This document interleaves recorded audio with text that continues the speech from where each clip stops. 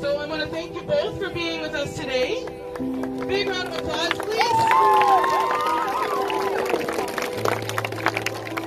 And after our guest speakers are done, Rose is going to come up and she's going to give us some direction in terms of the gameplay, as well as some of the rules. So, here we go. Thanks, Raquel. Whoa, it's like automatic.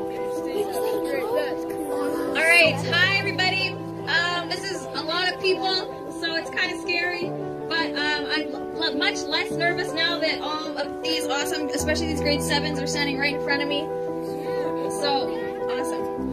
Okay, so I'm Raquel Oberkirsch. So I've been subbing here. I saw some of my soccer girls sitting kind of over there, kind of too cool to be up too close. I saw some Stars Choir members, and I see these grade 7s and grade 8s. Can I just hear a big cheer from you guys if you know who I am?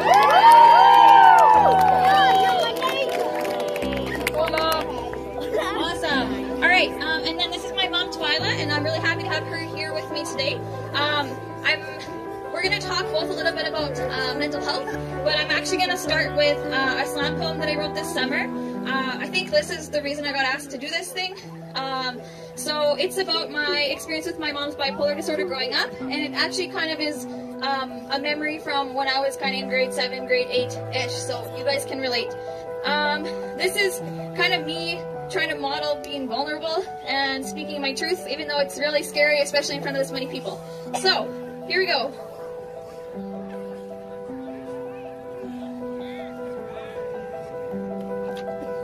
Oh, and I'm glad we mentioned my husky puppy, Moosh, because that's actually how this poem starts.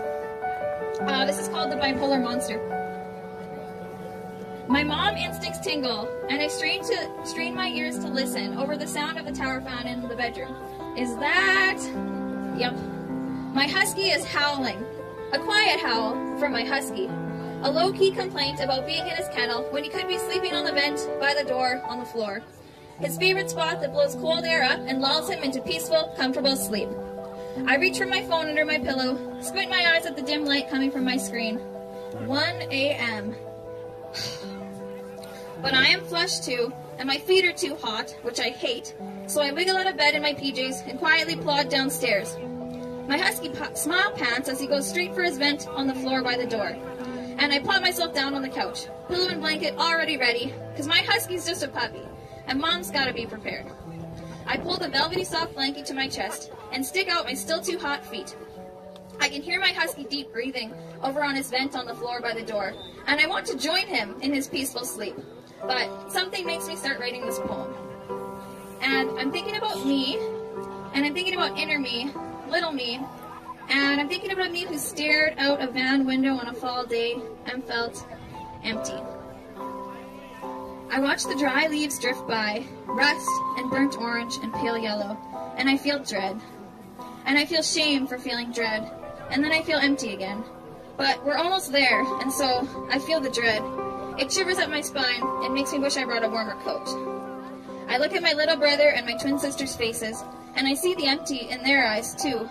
Anxiety in my sister's, something undefinable in my little brother's. And I wonder if maybe he's too young to feel the dread and the shame that comes along with it. We're here. I swallow hard.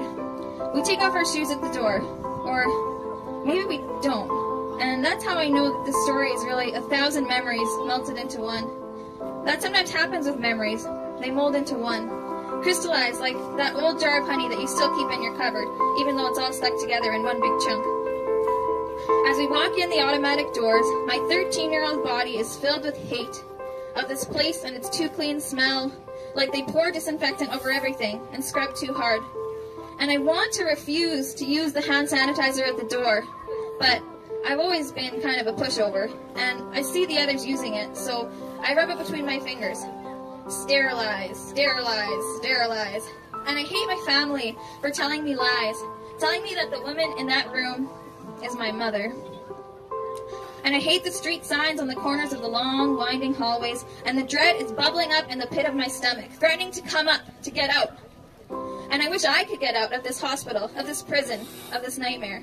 Wish I could wake up from the fact that my mom has bipolar, and that we're living with my auntie, and that we're going to have to move away to live with my dad if she doesn't get better soon. At this point in writing this, I'm crying softly on the couch, still clutching the blanket to my chest, but now my feet are wrapped in too. And my husky comes and lays down on the couch on my feet. Good boy.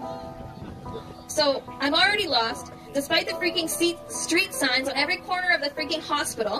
But we get to her room, and again, I'm filled with that deep, ugly hatred.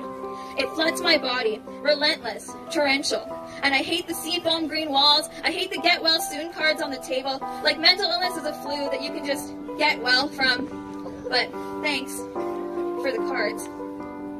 I hate the faded pink sweatshirt my mom is wearing because one of my aunties gave it to her to wear in the hospital. And I hate the hospital and the fact that my mom needs to have clothes here, that she is living here, and we can't live with her. But we can't live with her because she's not really my mom right now. She's a stranger in my mother's body, a shell of the person who raised us. And her voice is all quiet. Not the loud, strong voice of my mother.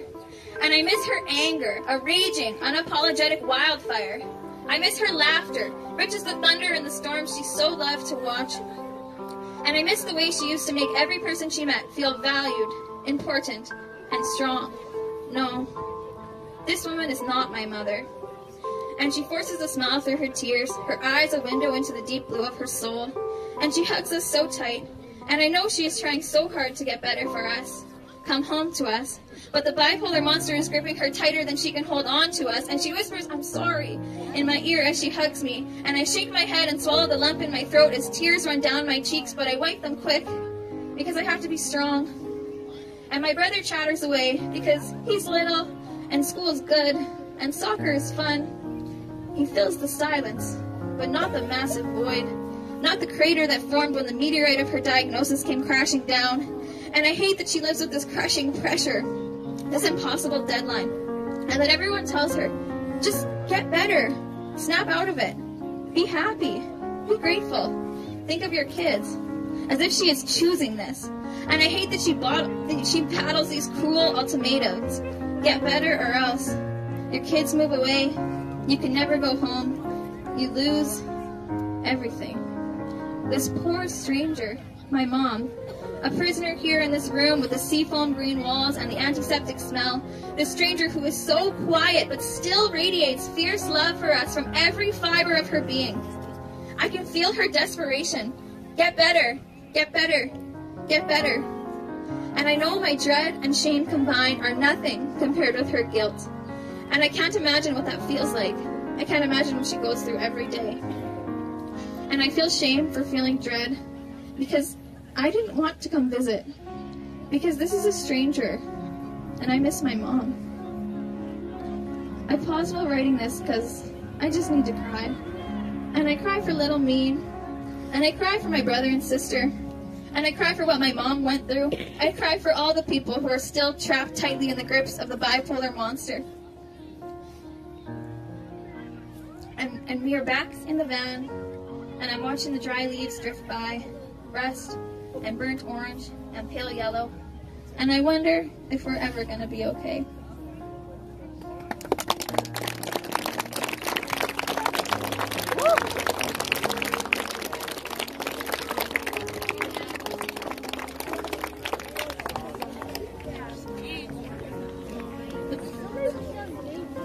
So I just want to say to that, I did write up a little speech, but it just became a bunch of mumbo jumbo, and I haven't done this about this particular topic, never spoke about my mental illness, so it's not easy, breaking the silence. But I do want to share with you one thing that I did, that I took note of when I did, that helped, and it's helped me every day since. And that's that it's very important to check in with our mental health, to check in with our inner dialogue every day, what you're telling yourself about yourself. Because what I realized what I was doing was I was sabotaging myself. I was thinking those things about myself. I hated myself. When I think of being back in that hospital, I think of the guilt I was feeling for not being a better mom, for not being able to be there for my kids. The guilt, the blame, the shame, the humiliation, all of it, sitting in a hospital. It wasn't me. I hated myself.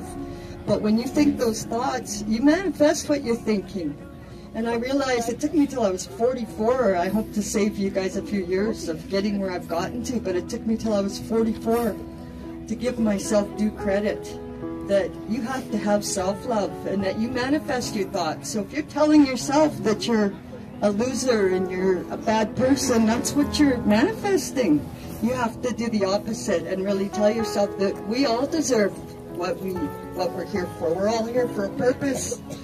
We all are unique. We're all individual. We should be celebrating that. Nobody's in this alone. We have to go through it together. And once you manifest those good thoughts in yourself and start loving yourself, it all begins with self-love. Because until you can love yourself truly and know that you're worth it and tell yourself that every day, it's like brushing your teeth.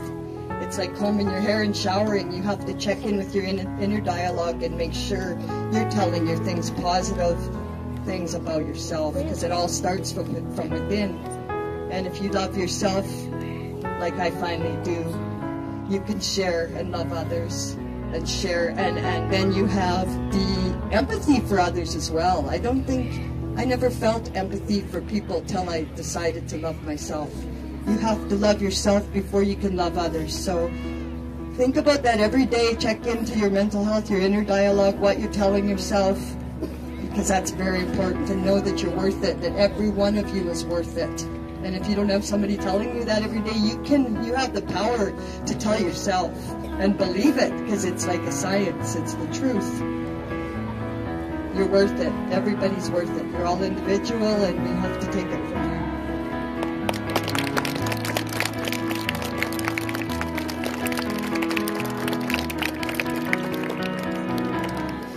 I just have a couple things left I wanted to say. Thank you for listening. I think building on that self-love, I think it's really important that we allow ourselves to be vulnerable with each other, or with at least someone. I was just really, really vulnerable in front of, like, I don't know how many people are here. It looks like hundreds, I would say. So, but I think it's really, really important. I was at Kaylin's memorial on Sunday. I don't know if grade 12s can hear me, but there was a lot of grade 11 and 12s there, and I don't think there was anyone that wasn't crying by the end of it. And afterwards, we kind of went out into the commons outside the Cognate Center, and everyone was just crying and hugging and just being there for each other. And I think when we allow ourselves to do that and say, you know, I'm not okay, this sucks, and this is really hard, and we cry and we can tell each other that, then that's really, really powerful. And what vulnerability does is it makes connection. So it allows you to connect with people, maybe people that you haven't connected with before.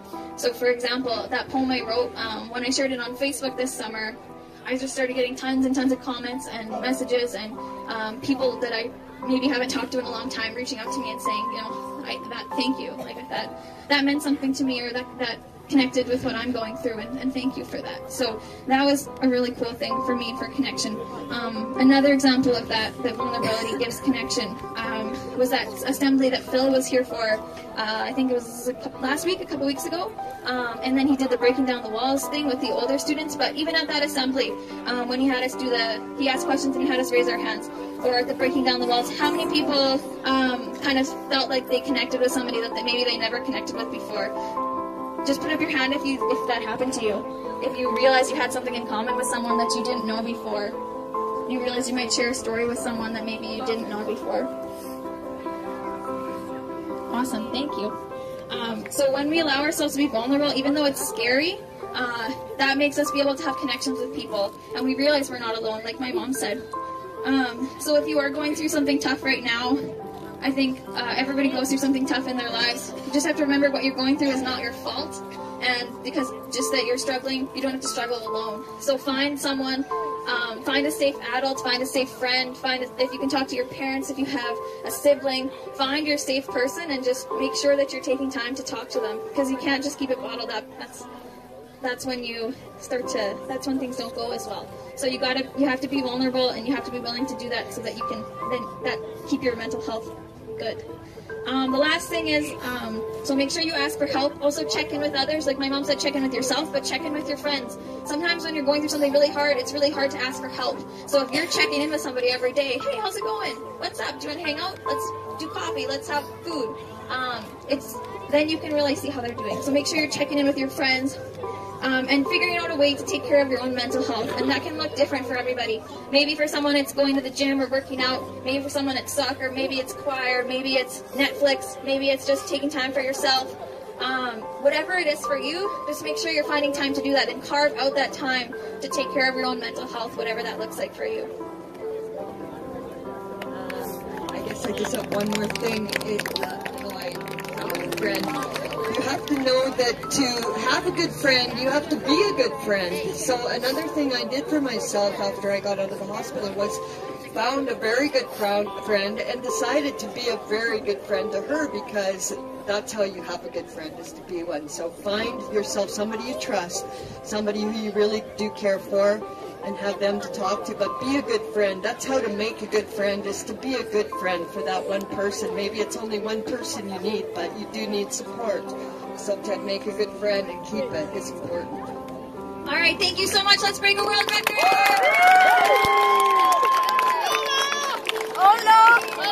I just wanted to do a quick thank you to both of you ladies for coming out today, sharing your story, and inspiring change.